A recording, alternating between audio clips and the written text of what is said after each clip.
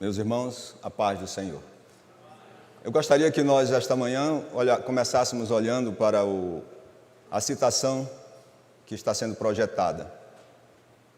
A citação diz o seguinte: se dois anjos fossem receber ao mesmo tempo uma comissão de Deus, um deles para descer e governar sobre o maior império da terra, e outro para ir varrer seu mais insignificante vilarejo, seria uma questão de total indiferença para eles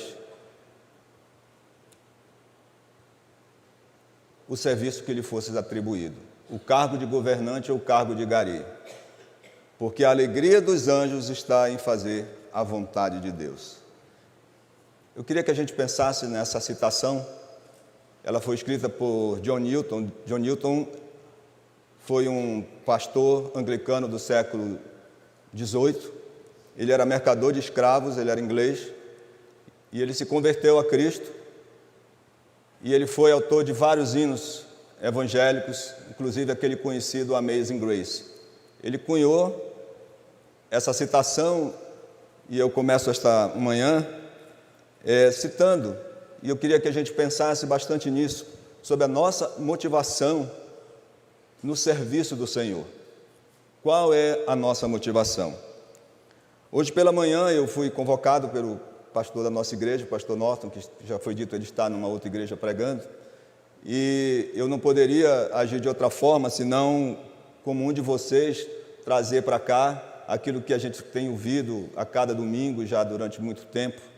E eu lembro que quando cada um de nós temos o nosso local preferido, mas eu lembro que logo quando nós voltamos, depois de uma temporada fora do Brasil, já faz algum tempo, e eu escolhi com a minha família sentar por aqui, bem aqui.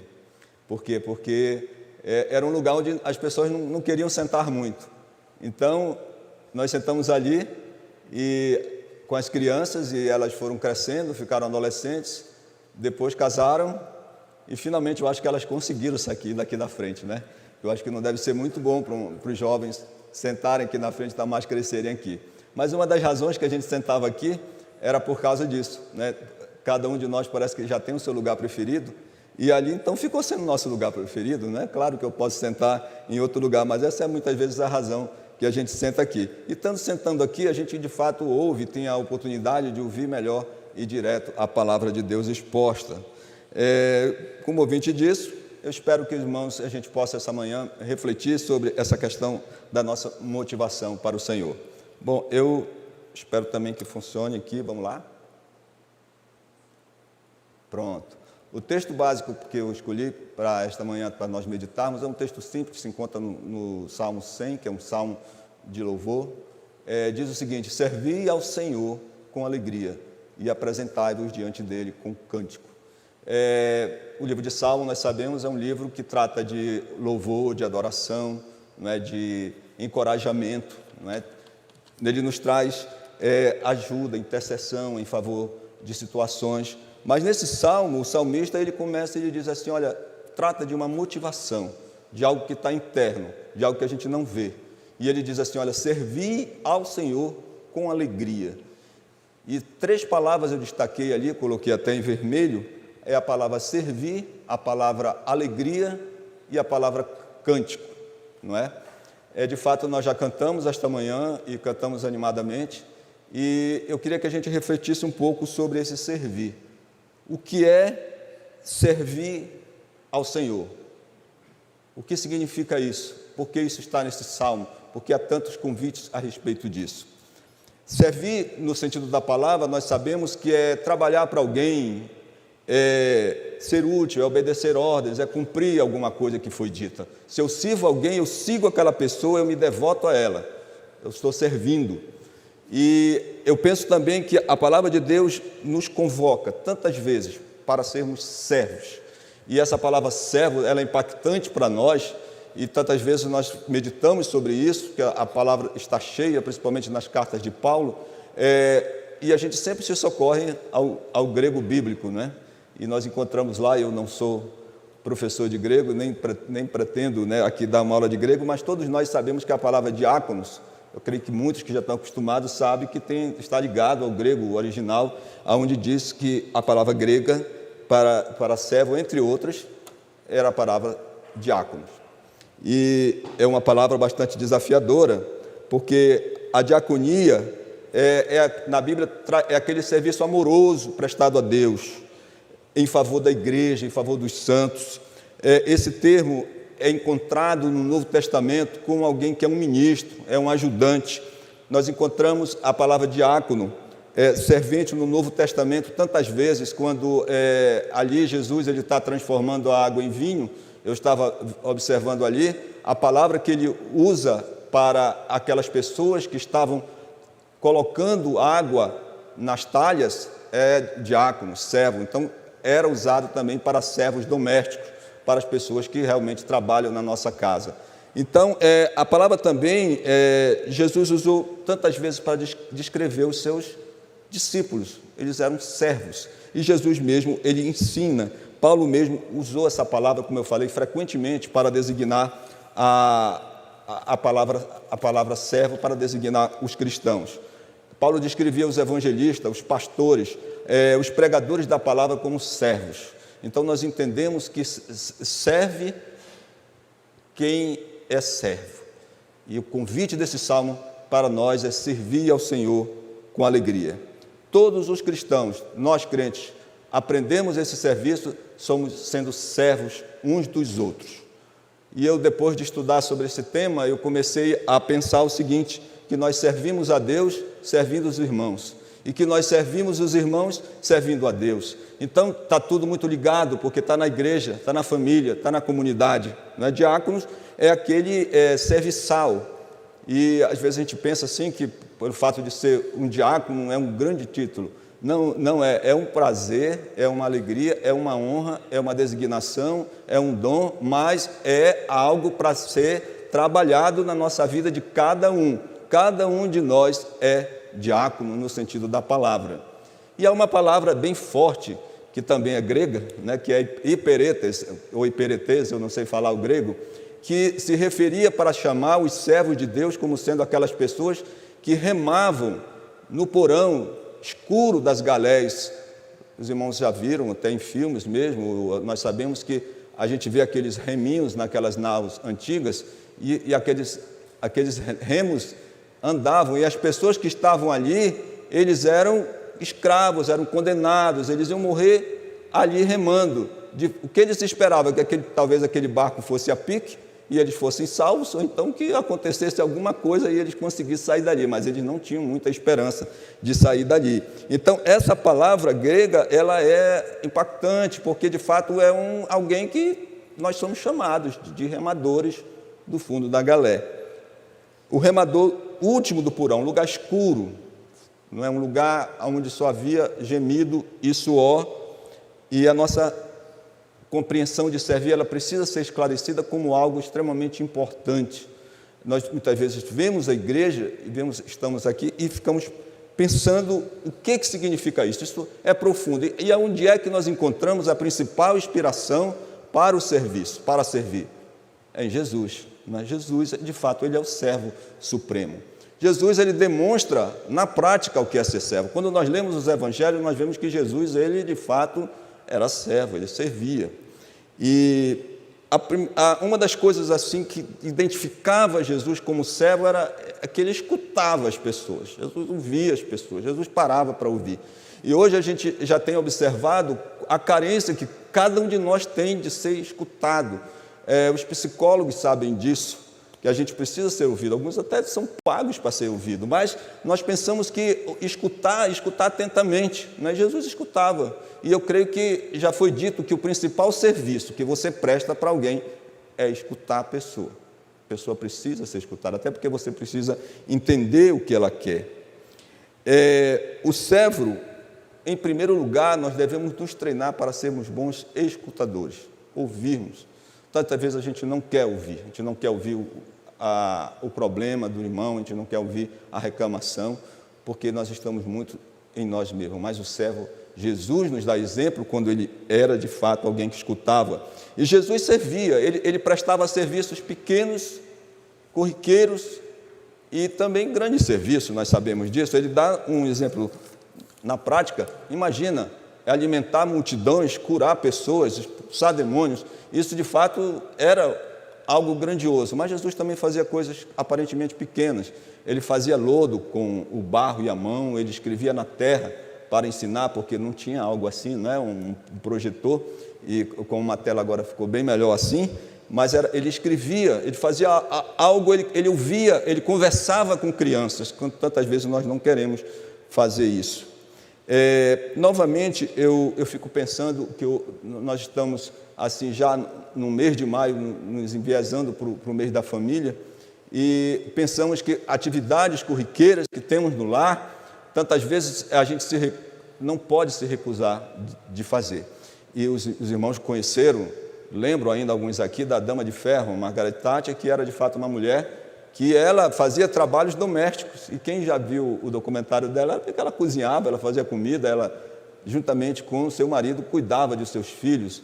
Ela que tinha uma projeção internacional das maiores e deixou um legado de retidão e de integridade, era uma pessoa que fazia trabalhos pequenos. E o que dizer também de quem lembra de Jimmy Carter? Eu prefiro até citar alguns exemplos antigos, para não ter que citar alguns agora. Jimmy Carter era um encarregado na igreja dele, lá nos Estados Unidos, entre outras coisas, de limpar o banheiro. Eu fiquei também pensando sobre isso. O presidente da República, eu não sei, eu acredito que ele já fazia isso. Eu não sei se ele arranjou tempo para ir lá fazer durante a presidência, mas ele concorria àquela escala. Jimmy Carter, ele era uma pessoa também, era um diácono ali, em uma igreja batista. Então, quando tratamos de família e nesse serviço, né, nesse vai e vem, nós devemos lembrar que, embora que a família, nós já temos definido o nosso papel, né, tantas vezes nós já temos até, pelo gênero definido, pelo menos nas gerações passadas, a mulher fazia isso, o homem fazia aquilo. Hoje em dia, nós já vemos que nenhum de nós pode se furtar, como homem, como mulher, como profissional de relevância, a fazer qualquer tarefa doméstica se for necessária. Por quê? Porque, de fato, isso é ser servo. E o cristão, de fato, ele demonstra ser servo se ele faz também ajuda e serve no lar. Jesus identificava-se como servo ajudando. Era uma pessoa, de fato, que ele levava o fardo para os outros. Ser servo significa ajudar pessoas. Ajudar pessoas, eu lembro, pela primeira vez, quando eu era um adolescente, a minha família ainda não estávamos no Evangelho, parou na porta da minha casa um pastor, e ele entrou na minha casa, e ele foi chamado para ajudar. E havia um problema, eu estava na casa dos meus avós, havia um problema com uma das minhas tias, e aquele senhor, ele desceu do carro, ele usava muletas, ele entrou ali, ele sentou na mesa, na cadeira ao redor da mesa, e a minha tia contava o problema para ele incessantemente.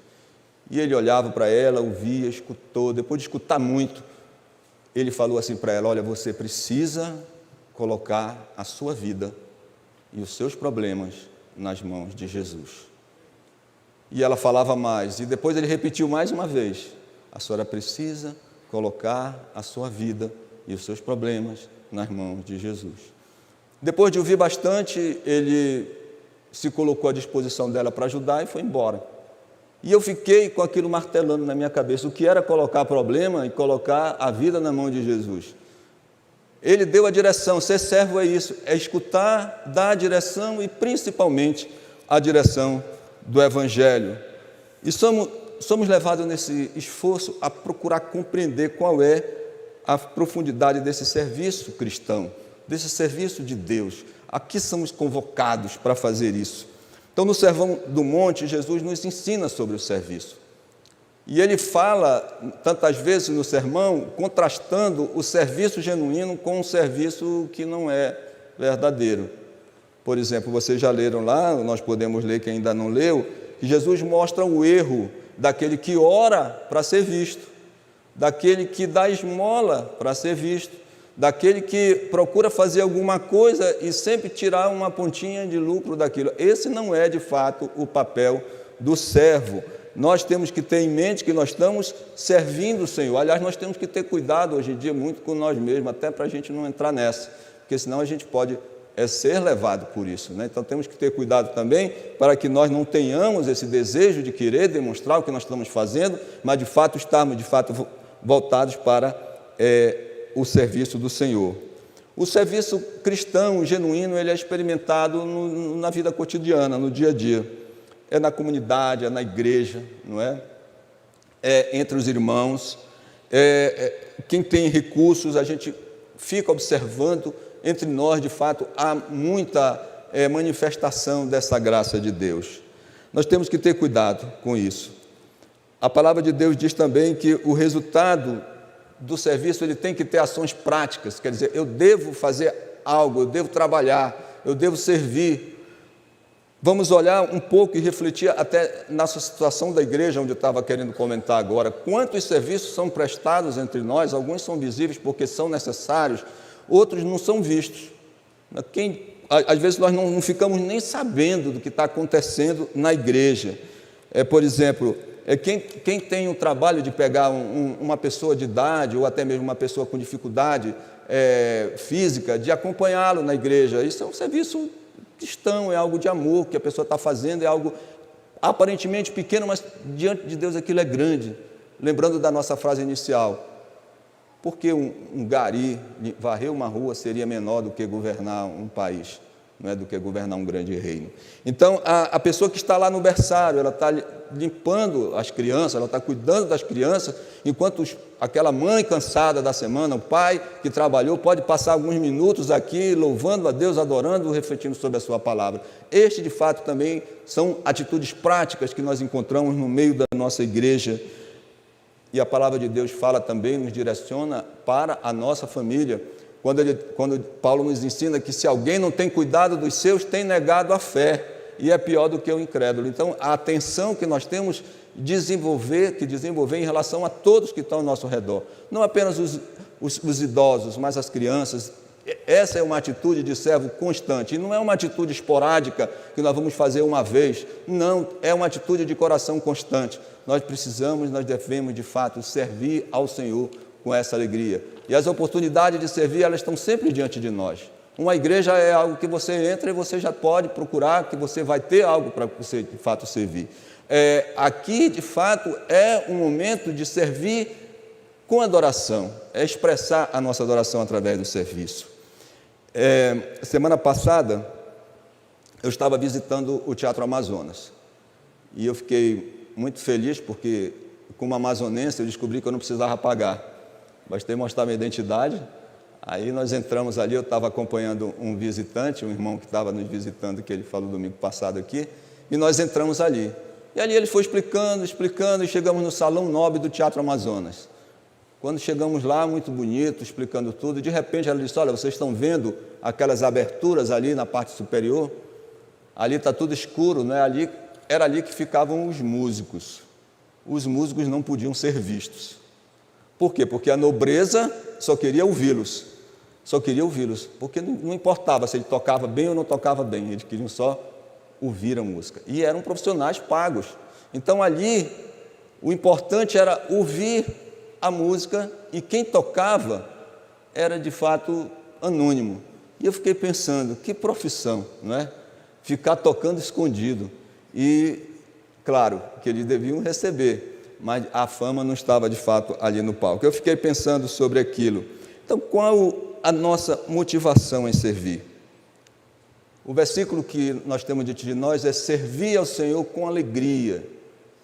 Servir ao Senhor com alegria. A alegria está por trás desse serviço, não pode estar outra coisa. Junto com essa motivação de alegria que o salmista nos convida, a palavra de Deus também nos traz outras motivações, como, por exemplo, a obediência, né? Eu espero que... Pronto, consegui. Não sei se fui eu. Sigam somente o Senhor, o seu Deus, e temam a Ele somente. Cumpram os seus mandamentos e obedeçam-lhe, sirvam-no e apeguem-se a Ele. Eu coloquei em vermelho ali o sirvam. Mas tudo nesse versículo, escrito por Moisés, fala em servir ao Senhor. Sirvam, sigam, temam, cumpram mandamentos, obedeçam-lhe e sirvam. Eu novamente volto àquele pensamento inicial. A gente sabe que deixar de obedecer, de servir a Deus é desobedecer a Deus. Imagina um daqueles anjos dizendo assim: não, eu não vou governar a terra, um país muito grande, porque vai dar muito trabalho. Ou o outro dizendo: eu não vou varrer a rua, porque é muito significante. Não. A alegria dos anjos era servir ao Senhor. E nós sabemos que aquela alegria que traduziu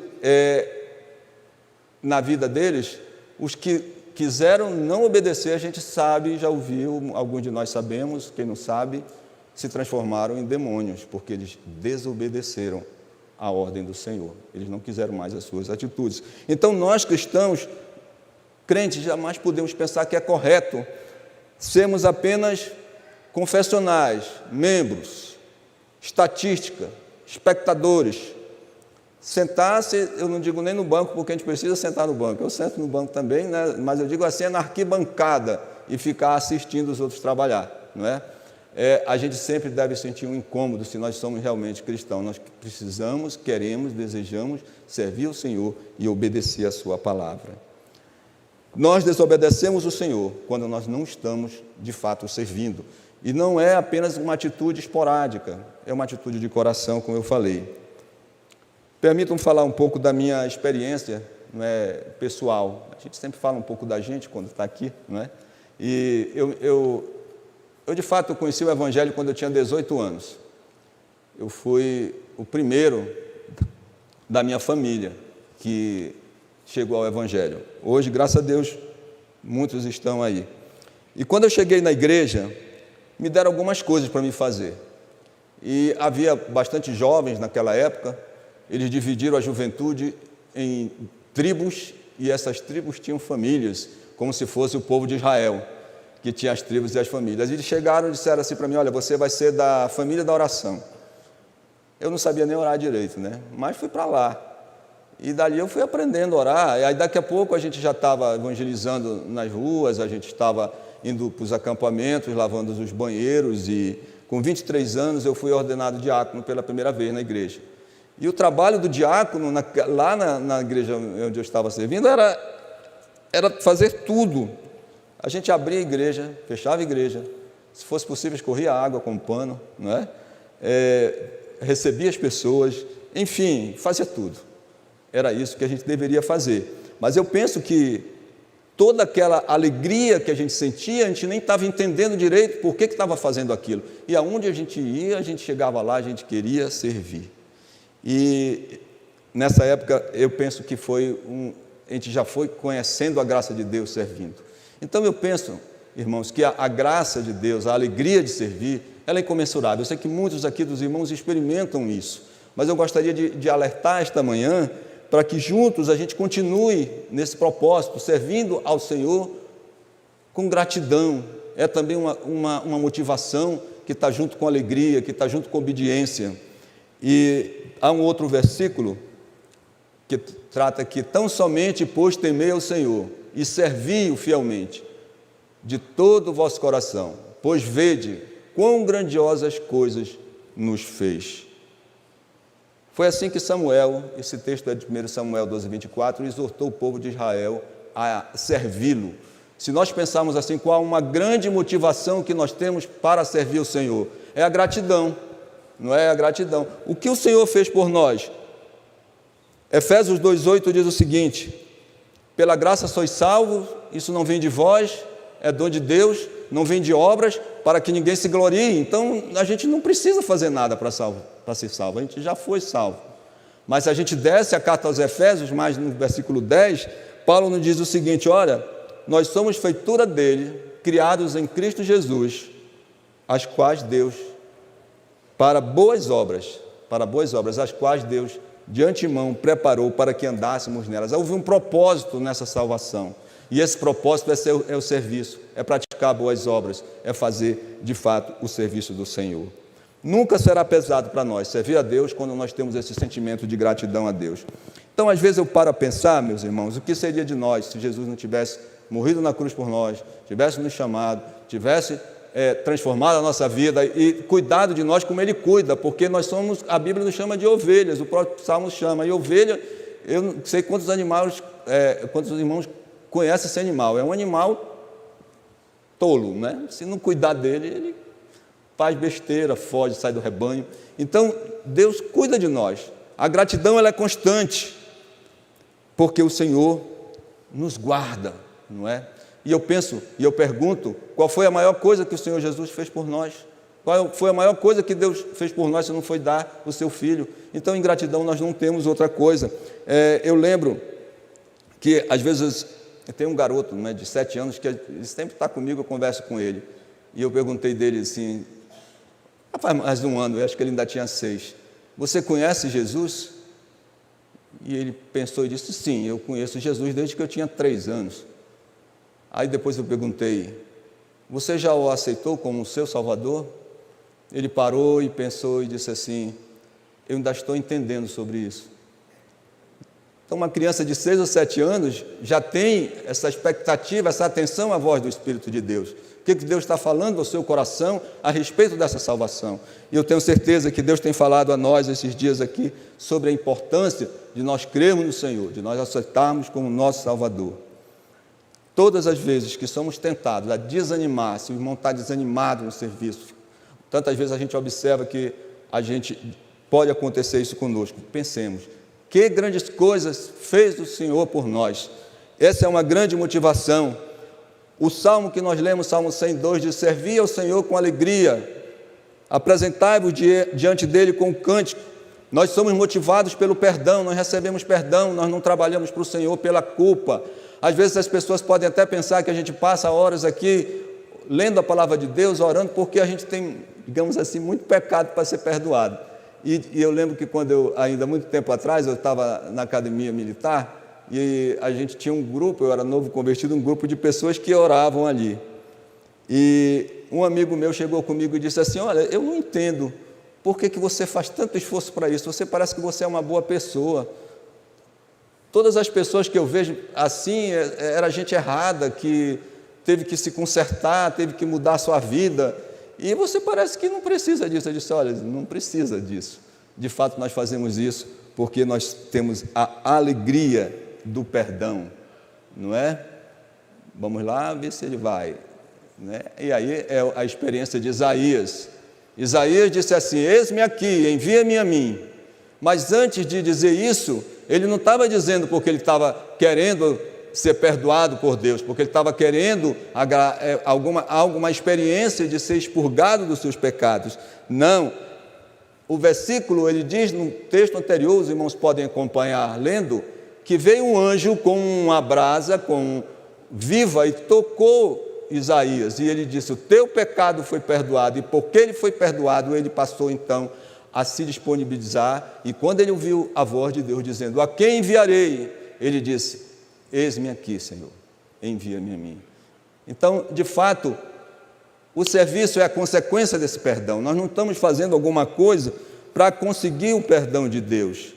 E eu não poderia deixar de colocar uma citação de um dos nossos até, de muitos aqui, autores favoritos, pregadores favoritos, que é o Charles Spurgeon. E ele diz algo que para nós parece óbvio, mas talvez não seja tantas vezes, que o herdeiro dos céus serve ao seu Senhor movido simplesmente por gratidão. Então nós temos gratidão, ele não tem a salvação a ganhar nem céu a perder. Por amor ao Deus que escolheu e que pagou o preço tão alto por sua redenção, ele deseja dispor-se inteiramente a serviço de seu mestre. O Filho de Deus não se empenha para ganhar a vida, mas porque tem a vida, não se empenha para ser salvo, mas porque é salvo. Nós, o povo de Deus, não servimos para sermos perdoados, mas porque somos perdoados. Uma grande motivação, junto com a alegria que está traduzida no cântico, eu diria até que é a própria alegria de servir. Imagina a gente servir a Deus triste, né? Aí servir a Deus com peso carregando. Não, nós somos alegres em servir.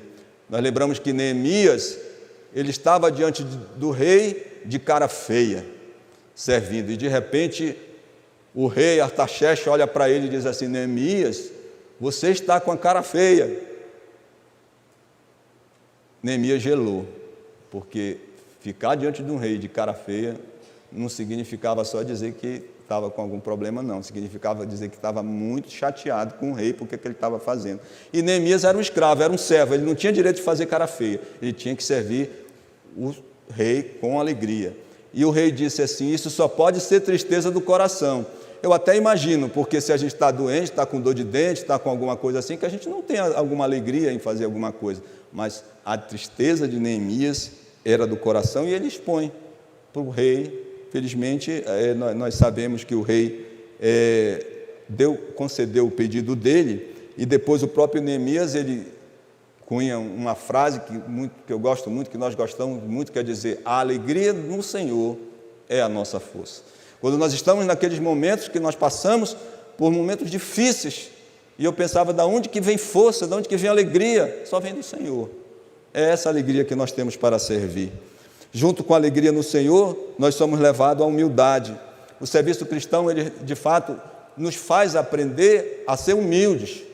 E olha só, eu fiquei muito preocupado quando eu pensei em trazer esse tema aqui, não é? Porque além da responsabilidade de estar aqui no lugar do pastor, daqui onde ele ocupa esse púlpito, o pastor Rodrigo, eu fiquei pensando, eu não devia falar sobre isso, porque é um assunto tão pesado assim para mim, porque eu digo pesado para mim, porque eu não vou aqui me colocar para os irmãos como exemplo de quem serve, porque aqui na igreja, graças a Deus, tem muitos irmãos que servem muito mais e muito melhor. Mas eu penso que também falar sobre humildade é mais difícil, principalmente para mim. Eu fico pensando assim, como é que eu vou falar sobre humildade?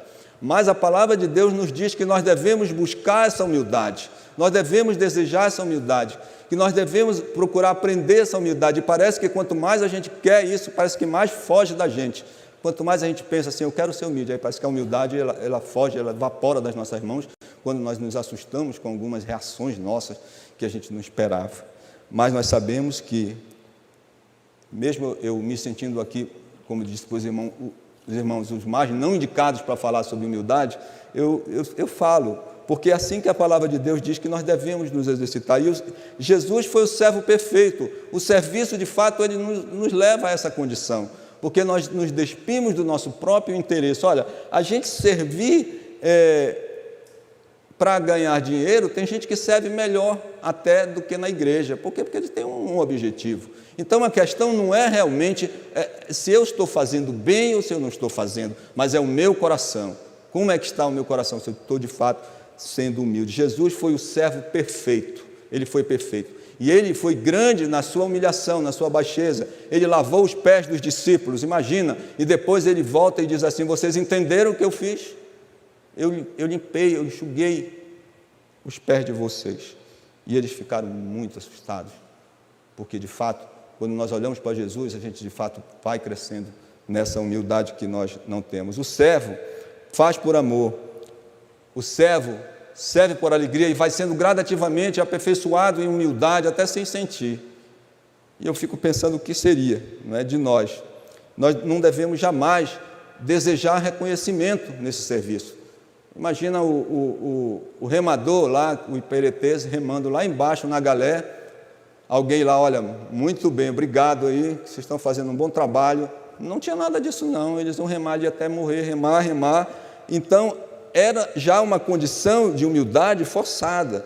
A pessoa, tantas vezes que nós estamos servindo, o que é que nós sentimos se ela vai tendo mais sucesso do que nós? Então, isso começa a ser então um teste para nós, principalmente no que diz respeito à nossa comunidade na igreja. Servir ao Senhor com alegria nos faz também, junto com essa alegria, junto com essa obediência, junto com essa humildade, nos crescer em amor. E quantos trabalhos são feitos por amor que ninguém faria por dinheiro nenhum. Tem pessoas que eu fico às vezes pensando, quantos jovens às vezes pensam, olha, eu gostaria de morar nos Estados Unidos, ou querendo no Canadá e etc.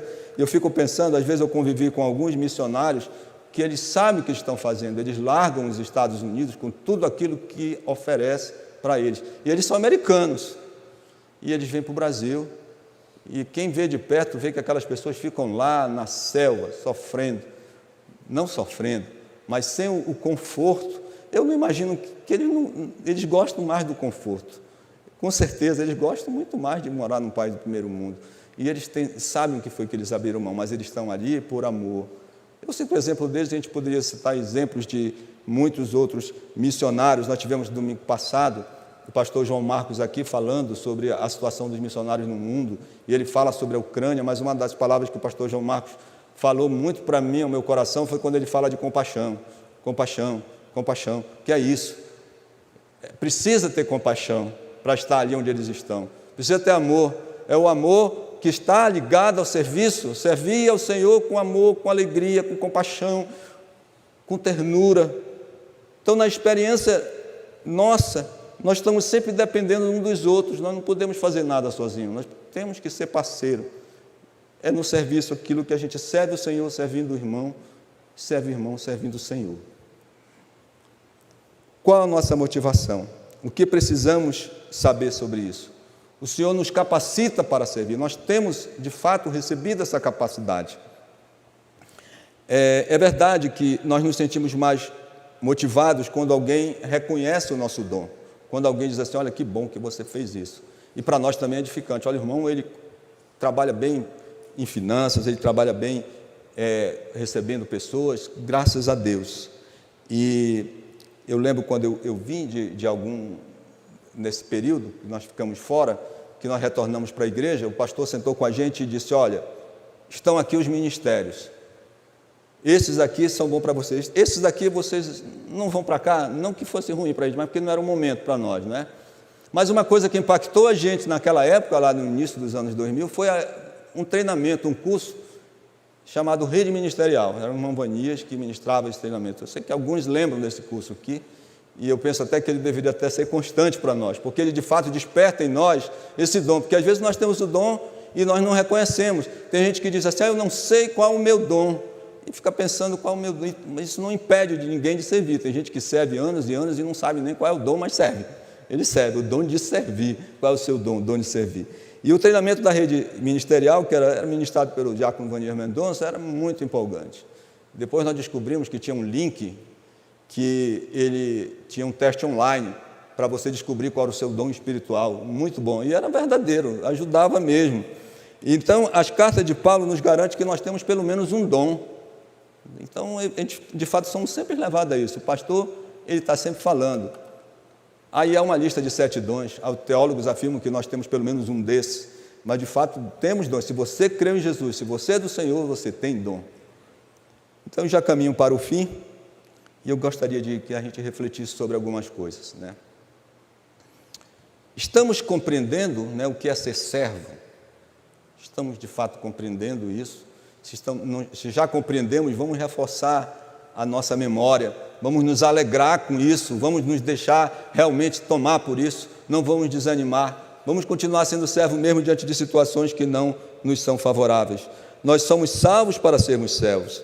Este mês de maio, nós teremos o privilégio de ouvir mensagens sobre família. Por sinal, eu vou finalizar falando sobre este versículo, não é? E eu vou ler. Porém, se vos parece mal servir ao Senhor, escolhei hoje a quem sirvais.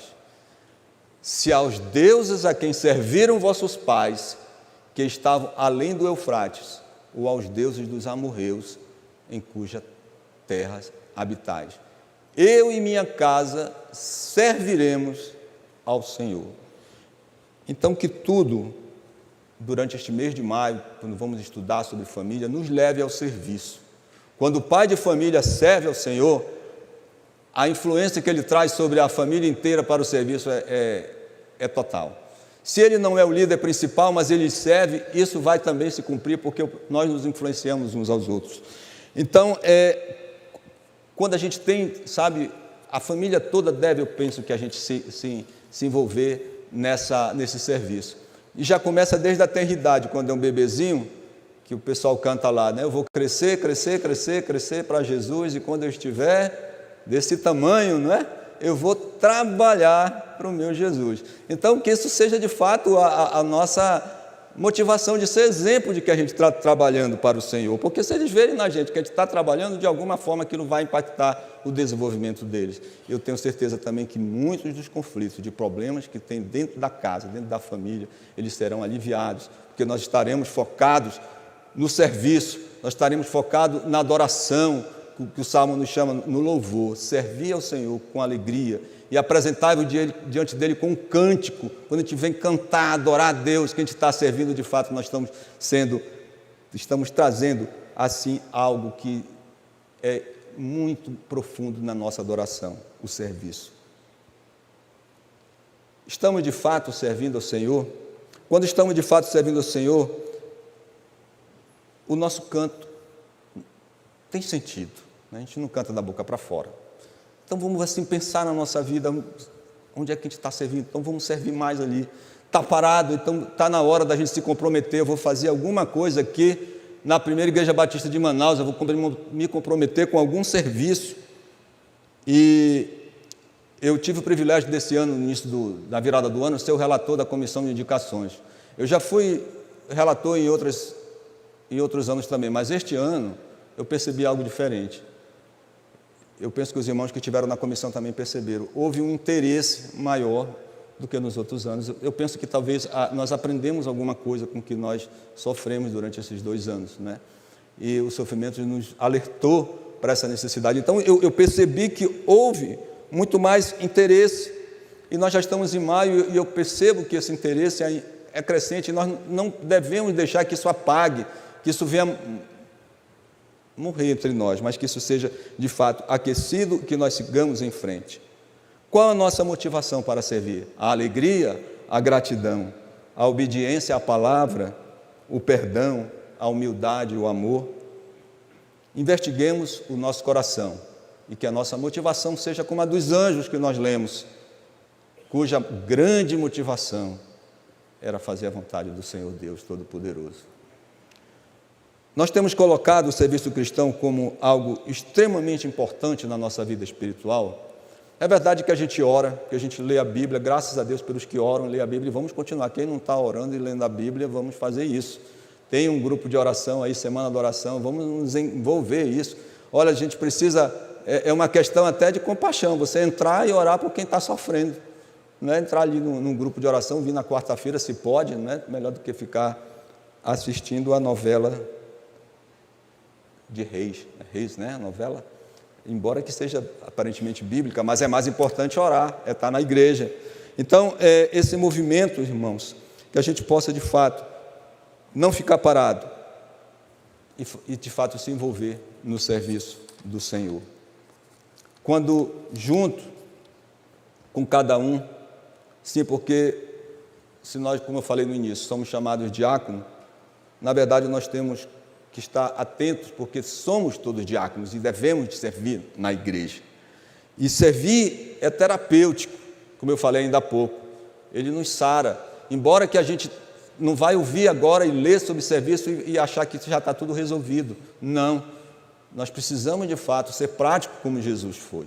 Nós precisamos de fato agir como Jesus agiu. Nós precisamos ser de fato cada vez mais envolvidos. Nós nos alegramos quando nós observamos que tantos irmãos estão em serviço. Eu reitero, de fato, não vamos ficar como espectadores, mas vamos nos envolver. Sempre será uma alegria, uma paz inigualável servir o Senhor. Vamos recordar como Paulo, de fato, inicia as suas cartas, que ele chama sempre cada um de nós de servos. Chamando de servos, ele desafia que trabalhemos com alegria e que expressemos esta alegria aqui na igreja, na nossa comunidade maior. Também muitos não estão aqui, mas estão servindo a comunidade, né? Estão prestando um serviço profissional, porque você presta serviço profissional também servindo o Senhor, porque foi para isso que Ele nos capacitou. É um tema bastante amplo, mas eu gostaria de encerrar dizendo aos irmãos que trabalhemos com alegria, na família, em primeiro lugar, como eu citei, na igreja, na nossa comunidade, servimos ao Senhor com alegria e nos apresentemos diante dEle com o cântico. Amém.